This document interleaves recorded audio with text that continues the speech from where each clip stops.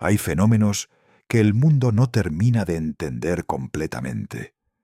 que llegan de maneras que la industria no predijo y que cuando llegan reorganizan todo lo que existía antes de que llegaran, de maneras que nadie que estuviera dentro de la industria hubiera podido planificar completamente aunque hubiera querido planificarlo. Que tienen algo en ellos que es simultáneamente de un momento específico y de algo más permanente. Que suenan como el presente más absoluto y al mismo tiempo tienen raíces que van tan profundo que tocan algo que es mucho más antiguo que el momento en que existen. Peso Pluma fue uno de esos fenómenos. Llegó con una velocidad que dejó a la industria mirando sin saber completamente qué estaba mirando.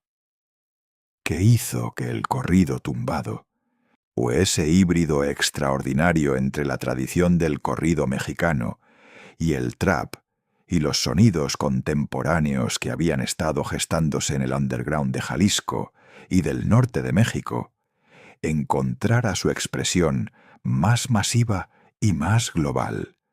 que tomó algo que era de cierto lugar y de cierta cultura y lo llevó a los escenarios más grandes del mundo sin que el proceso de esa traducción geográfica y cultural requiriera que cediera los aspectos más fundamentales de lo que era? Y con ese fenómeno, con toda la magnitud que tomó en un tiempo que la industria todavía está procesando, llegaron también otras cosas. Las conexiones que se le atribuyen, los rumores que esas conexiones generaron, los rumores que nadie ha desmentido del todo, de maneras que hicieran posible que las preguntas encontraran sus respuestas definitivas y pudieran ser cerradas, que siguen existiendo en ese espacio entre lo que se sabe y lo que no se sabe, que es donde los rumores viven cuando tienen suficiente sustancia para persistir, pero insuficiente documentación para convertirse en hechos establecidos. Hoy vamos a contar la historia de Peso Pluma, no la historia simplificada del fenómeno global que llegó de la nada y que conquistó todo. Porque esa narrativa, aunque sea cómoda y aunque sea la que el mundo del entretenimiento prefiere para sus grandes historias de éxito, no captura completamente lo que es esta historia, sino la historia más completa y más honesta, la que incluye la música extraordinaria y la carrera sin precedentes, y al mismo tiempo las preguntas que las conexiones que se le atribuyen generaron. Las preguntas que nadie ha desmentido del todo. Y lo que todo eso dice sobre quién es Hassan Emilio Cabán de la Hija en el mundo real que existe debajo del fenómeno global que el mundo conoce por otro nombre. Hassan Emilio Cabán de la Hija nació el 15 de junio de 1999 en Zapopan, Jalisco. Una ciudad que para el mundo exterior es simplemente una parte de la zona metropolitana de Guadalajara, pero que para quien la conoce desde adentro tiene su propia identidad y sus propias características que la distinguen del centro. Jalisco es el estado que produjo el mariachi y la charrería, y algunas de las tradiciones más identificables de lo que el mundo llama la cultura mexicana. Y es también el estado que en el mundo contemporáneo es uno de los centros más importantes de la música regional mexicana en sus formas más nuevas, de donde el corrido tumbado encontró algunos de sus artistas más importantes, donde algo estaba ocurriendo musicalmente antes de que el mundo más amplio lo supiera. Su nombre revela algo sobre su origen que merece atención. Hassan, un nombre que no es el nombre típicamente mexicano de alguien de Jalisco, que habla de una herencia que tiene otras dimensiones además de lo puramente mexicano. Su familia tiene raíces libanesas que se mezclan con lo jalisciense, de maneras que produjeron a Hassan Emilio Cabán de la Hija. Y esa mezcla esa intersección de culturas que coexisten en él, es parte de lo que lo hace quien es, aunque no siempre sea la parte que el mundo que lo observa desde afuera identifica con más claridad. Creció en Zapopan, con la música como parte del paisaje, no de la manera formal en que la música es parte del paisaje en las familias que tienen historia musical, sino de la manera más cotidiana de los lugares donde la música es parte de la vida porque simplemente está ahí, que suena en las fiestas y en los carros y en las casas y en todos los espacios donde las personas están. ¿Qué es el ambiente en que una persona se forma antes de que tenga la capacidad de elegir conscientemente qué tipo de relación quiere tener con ella? Lo que Hassan absorbió en ese ambiente era la música del norte, los corridos en sus formas más tradicionales y en sus formas más nuevas, el regional mexicano, que estaba evolucionando de maneras que en Jalisco eran completamente palpables. Y algo más que no era exactamente de la tradición del corrido, sino que llegaba de otros lugares, del trap y de los sonidos del hip hop latino, de la música de los jóvenes de cierta clase y de cierta condición, que en las ciudades latinoamericanas del siglo XXI habían encontrado un idioma musical que era completamente suyo. Y en algún momento, en algún proceso, que como todos los procesos creativos reales, no tiene una fecha de inicio completamente clara, esos elementos empezaron a combinarse en él de maneras que eventualmente producirían algo que el mundo del regional mexicano no había escuchado de la misma manera antes, que tenía todo lo que el corrido tradicional tiene en términos de la narrativa y de los temas y de la manera de contar historias de ciertos mundos específicos, y que al mismo tiempo tenía el sonido y la energía y la estética del trap y de los géneros que eran el presente más inmediato de la música popular. Sus primeros lanzamientos, antes de que el mundo los escuchara de la manera en que eventualmente los escucharía, circularon en los espacios donde las cosas de ese tipo circulan cuando todavía no han llegado al mainstream, en las playlists de YouTube, en los grupos de WhatsApp, en los espacios donde la comunidad que reconoce ciertas cosas antes de que el mundo más amplio las reconozca, las comparte y las amplifica de manera orgánica, porque hay algo en ellas que merece ser amplificado, aunque todavía no haya la estructura formal que lo amplifique de manera masiva. El proceso de ir ganando visibilidad fue el que tienen las cosas que son genuinas y que no dependen completamente de la maquinaria de la industria para existir, gradual, acumulativo y basado en la respuesta real de personas reales que encontraban en lo que hacía algo que respondía a algo que esas personas sentían. No la respuesta artificial que produce el dinero y las playlists pagadas y los medios que promueven lo que se les pide que promuevan,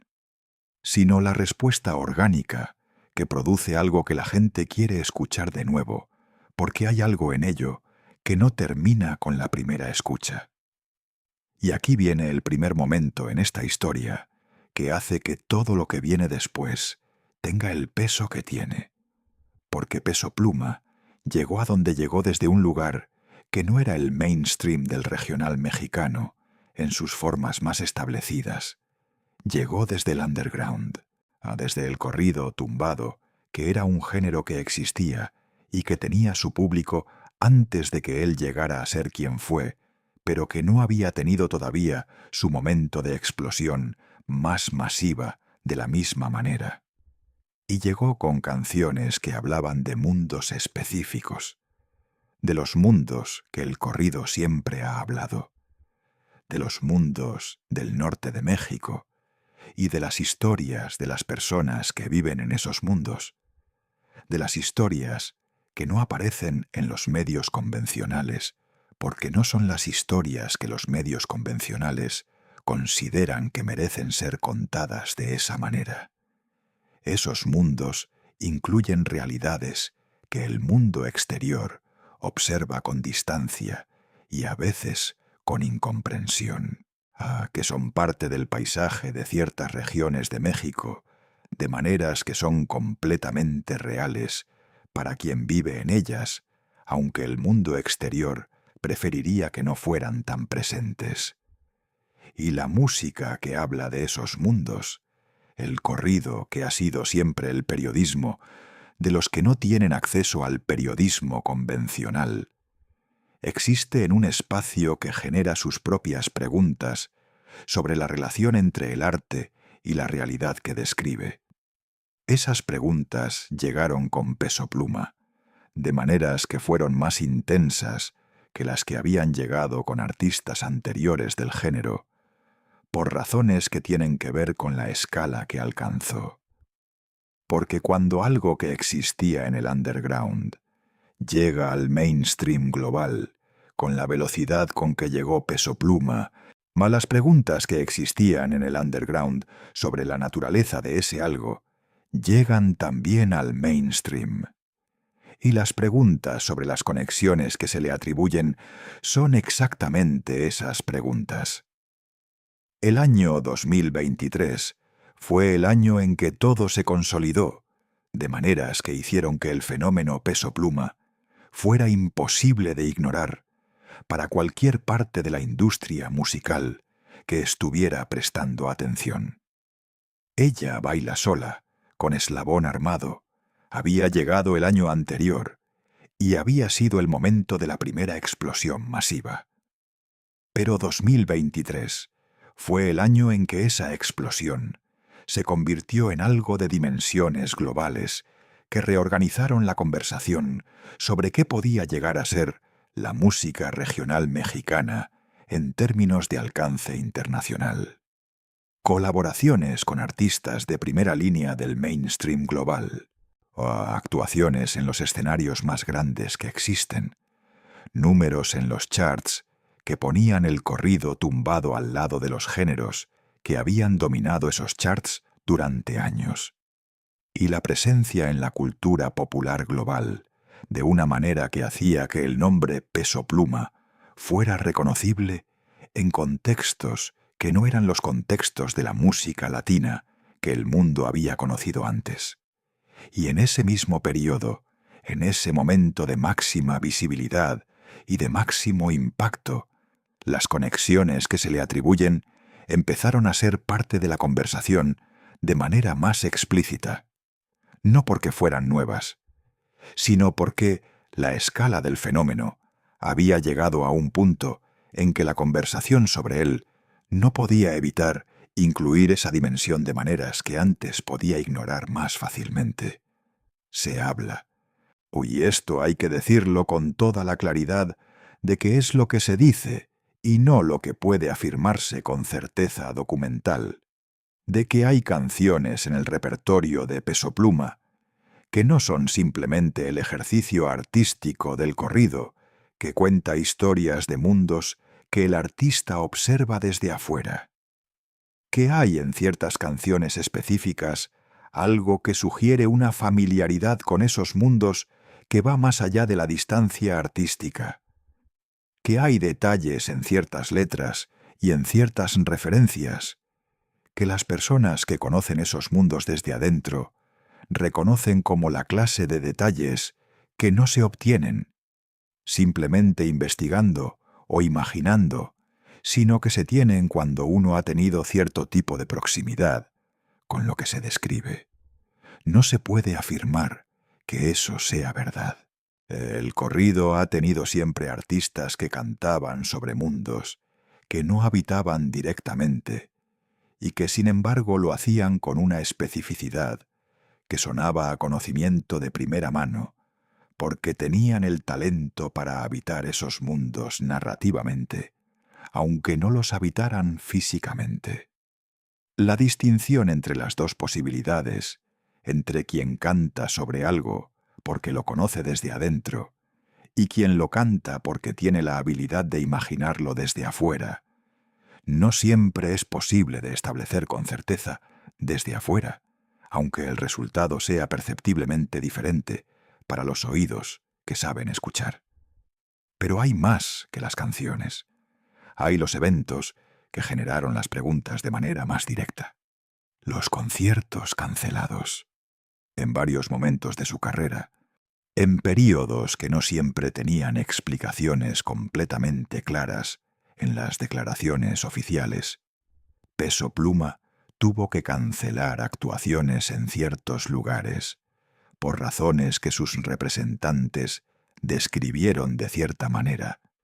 pero que las personas que siguen esa parte de la industria con la atención específica que requiere, describieron de manera diferente. La cancelación de un concierto en Tijuana, en un momento específico, generó la conversación que genera cuando algo ocurre en una ciudad con las características específicas de Tijuana, en el momento histórico en que Tijuana se encontraba. Una conversación que no era sólo sobre la logística de una actuación cancelada, sino sobre lo que la cancelación podía significar.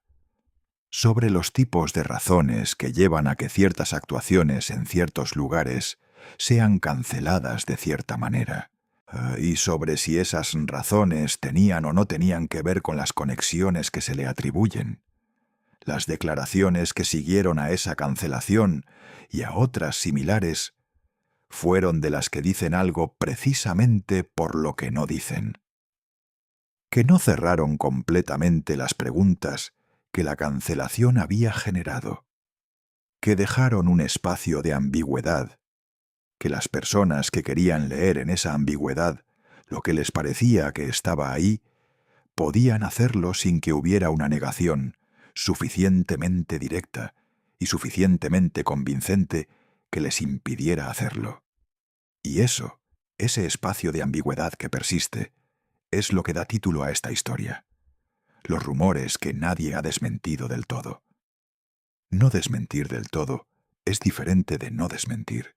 y es diferente de confirmar. Es una posición específica que produce sus propias consecuencias en la manera en que el mundo que observa procesa lo que está observando, que crea exactamente el tipo de preguntas que permanecen sin respuesta, porque la negación no fue lo suficientemente completa para que las preguntas pudieran ser cerradas, pero tampoco hay confirmación que permita que sean cerradas de la otra manera. La música de Peso Pluma, en ese período, era de las que definían un momento.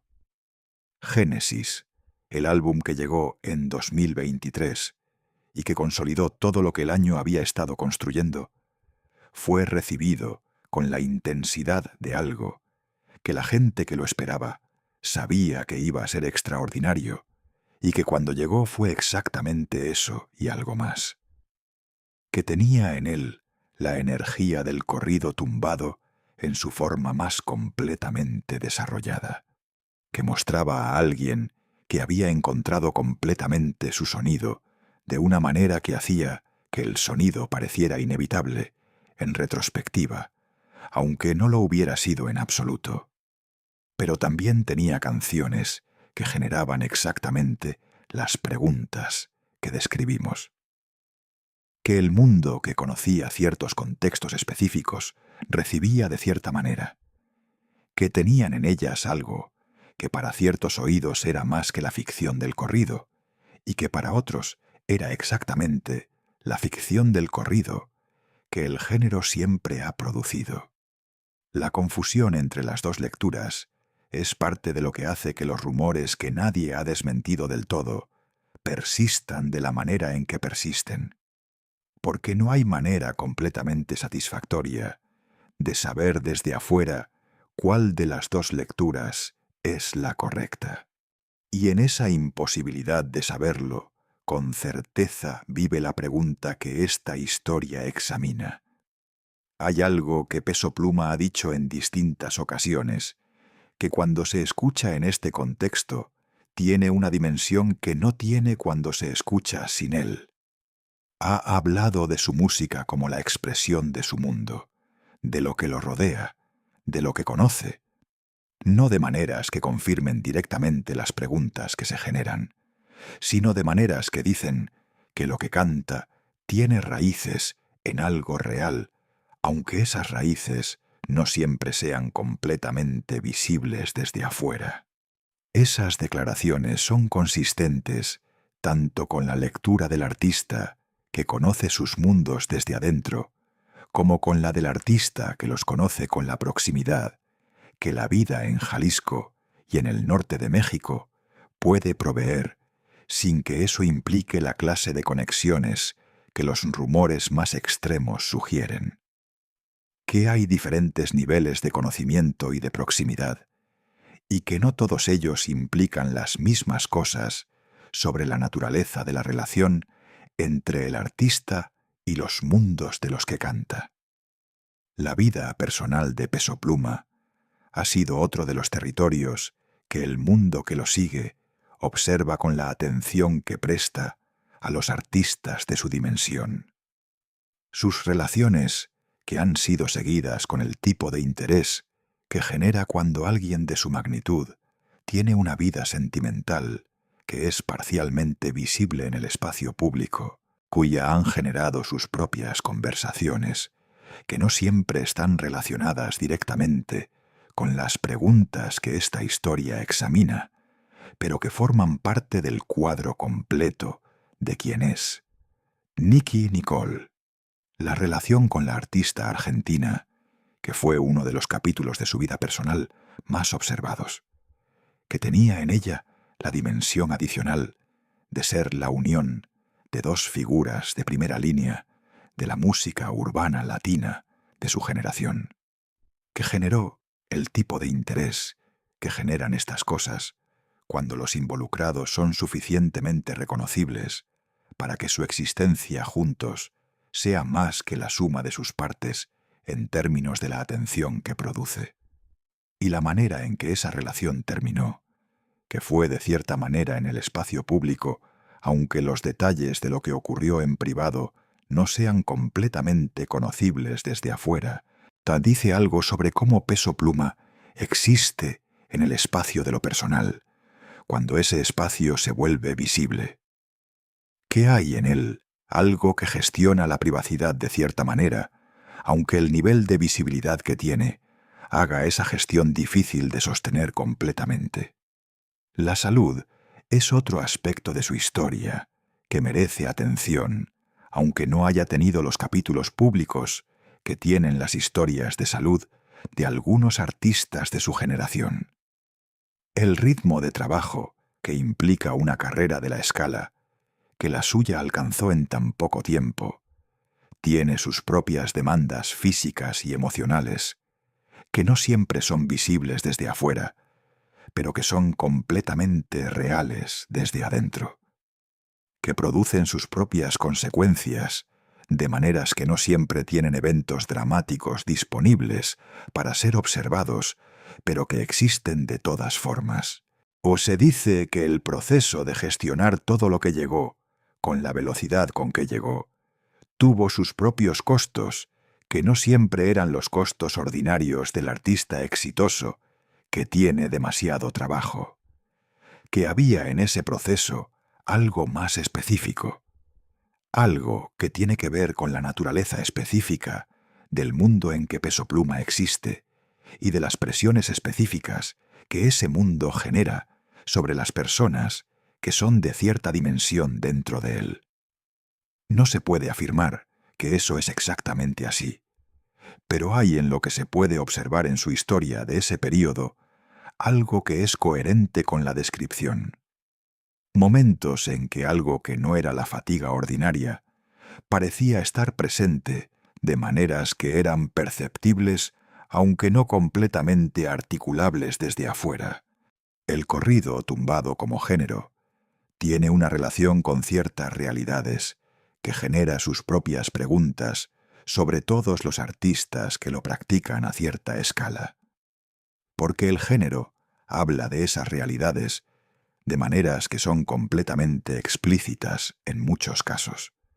que no tienen la distancia de los géneros que se aproximan a esas realidades de manera más oblicua. Y cuando el artista que practica ese género llega a la escala global que Peso Pluma alcanzó, las preguntas que el género siempre ha generado llegan también a esa escala global, de maneras que antes no tenían esa amplitud.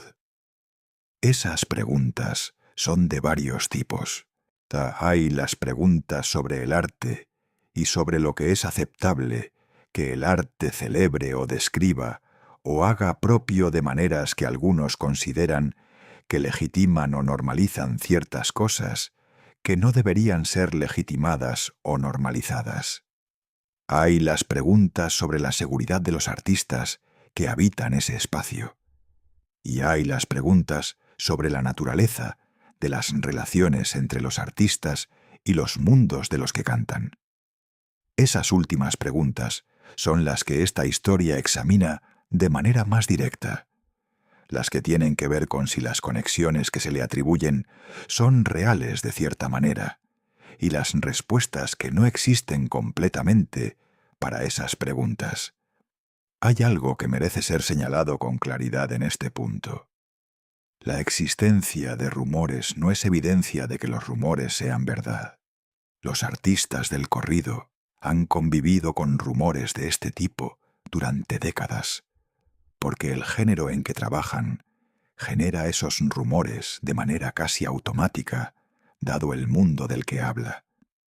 Que muchos de esos artistas no tienen ninguna conexión del tipo que los rumores sugieren, sino que simplemente habitan el espacio de un género que trae consigo esas preguntas, independientemente de las respuestas específicas que tenga para cada artista. Y al mismo tiempo, la existencia de rumores que persisten de manera específica, que no han sido desmentidos del todo, de maneras que serían relativamente simples si la desmentí fuera completamente posible, dice algo. No necesariamente lo que el rumor más extremo dice, pero sí algo sobre la naturaleza de la relación entre ese artista y ese mundo, sobre los niveles de proximidad que existen y sobre las razones por las que la distancia completa no es completamente posible o completamente deseada. El Peso Pluma de los años más recientes es alguien que está en un momento de su historia que tiene sus propias características, que sigue produciendo música que el mundo recibe con la intensidad que ha caracterizado todo lo que ha producido desde que el mundo empezó a escucharlo de la manera masiva, que sigue siendo una de las presencias más extraordinarias que tiene la música regional mexicana en sus formas más contemporáneas en el escenario global, y que sigue existiendo en el espacio entre lo que el mundo conoce y lo que el mundo se pregunta, entre los números extraordinarios y las colaboraciones con las figuras más grandes de la música global, y los rumores que nadie ha desmentido del todo, entre el fenómeno que llegó de Zapopan y que reorganizó lo que era posible para el corrido tumbado en el escenario global, y las preguntas que acompañan a ese fenómeno de maneras que son difíciles de separar completamente de lo que el fenómeno es. Esa coexistencia, ese espacio en que la extraordinariedad del artista y las preguntas sobre el hombre que hay detrás del artista existen simultáneamente, es parte de lo que hace que la historia de Peso Pluma sea una de las más interesantes y más complejas del entretenimiento latinoamericano contemporáneo. No a pesar de las preguntas, en parte por ellas. Las conexiones que se le atribuyen han generado rumores que nadie ha desmentido del todo. Eso es lo que puede decirse con honestidad. No que los rumores sean verdad, no que los rumores sean mentira, sino que existen en ese espacio específico, donde las cosas que no han sido completamente desmentidas viven y que ese espacio dice algo aunque no siempre sea completamente claro qué dice exactamente. Y Hassan Emilio Cabande, la hija de Zapopan, que se convirtió en el fenómeno global que es, sigue siendo esa persona de ese lugar, con toda la complejidad que eso implica, que construyó algo extraordinario con lo que tenía disponible, que lo hizo siendo completamente él mismo, de maneras que no siempre facilitan las explicaciones simples, pero que hacen que lo que hizo sea lo que es. Eso es lo más honesto que esta historia puede decir sobre Peso Pluma. Y la honestidad, aunque sea incómoda, siempre dice más que la simplificación.